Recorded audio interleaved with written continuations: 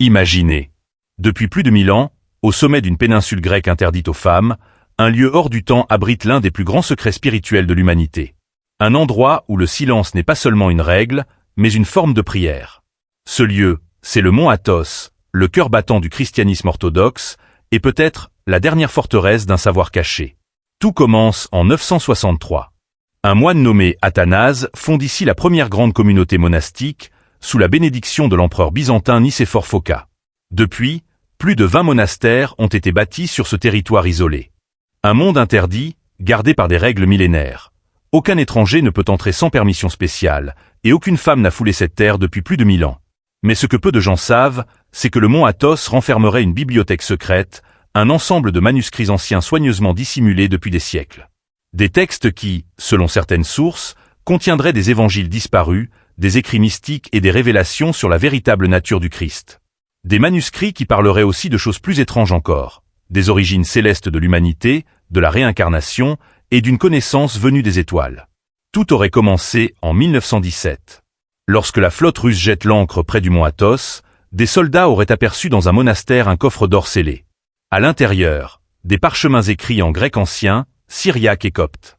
Certains témoignages, non officiels, bien sûr, affirment que l'un de ces textes mentionnait un enseignant venu des cieux, porteur d'une lumière que les hommes ne devaient pas encore comprendre. Ces manuscrits auraient ensuite été étudiés en secret, puis dissimulés à nouveau. L'Église orthodoxe, de son côté, nie leur existence. Mais certains chercheurs indépendants, notamment l'historien grec Nicolaos Tsoukalos, affirment avoir vu des copies fragmentées, des versets qui parlent de cycles cosmiques, de voyageurs de lumière et d'un savoir interdit, réservé à ceux qui peuvent voir au-delà du visible.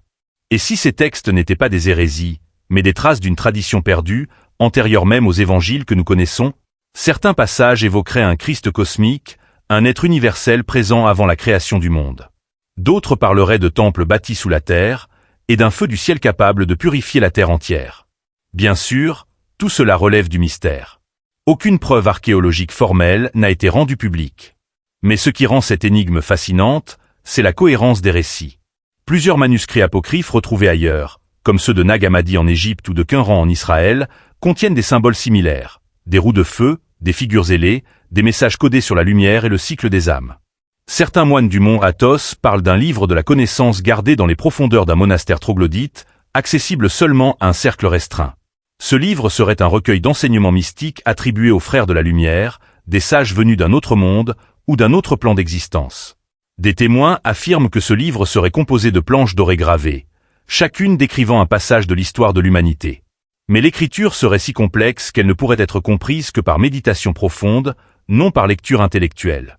Autrement dit, il s'agirait d'un texte vivant, dont la signification s'ouvre seulement à ceux qui en sont dignes. Derrière le mystère religieux, certains voient une explication scientifique. Ces planches seraient des archives de civilisations avancées, une sorte de base de données antiques codée dans des matériaux inaltérables. L'idée peut sembler folle, mais les moines du mont Athos parlent parfois de lumières silencieuses observées dans le ciel au-dessus de la montagne, des phénomènes lumineux semblables à des sphères dorées planant au-dessus des monastères avant de disparaître sans bruit. Alors, que cache vraiment le mont Athos? Des textes spirituels oubliés, ou la trace d'un contact entre les hommes et quelque chose de supérieur? Certains chercheurs parlent d'un pont entre science et foi. Et si les manuscrits du mont Athos n'étaient ni contre la religion, ni contre la science, mais une tentative d'unifier les deux? Le plus troublant, c'est qu'en 2022, un chercheur français aurait obtenu une autorisation exceptionnelle pour numériser certains manuscrits byzantins dans les monastères du mont Athos. Selon une fuite anonyme, il aurait trouvé des références à un texte disparu, l'Évangile des Lumières. Ce texte mentionnerait un passage cryptique. Lorsque les étoiles se tairont, alors la parole renaîtra sous la montagne. Depuis, plus aucune information n'a filtré. L'équipe aurait quitté le mont Athos sans commentaire. Et les archives numériques auraient mystérieusement disparu avant d'être publiées. Peut-être ne saurons-nous jamais la vérité. Mais une chose est certaine, dans le silence de ces monastères, il existe quelque chose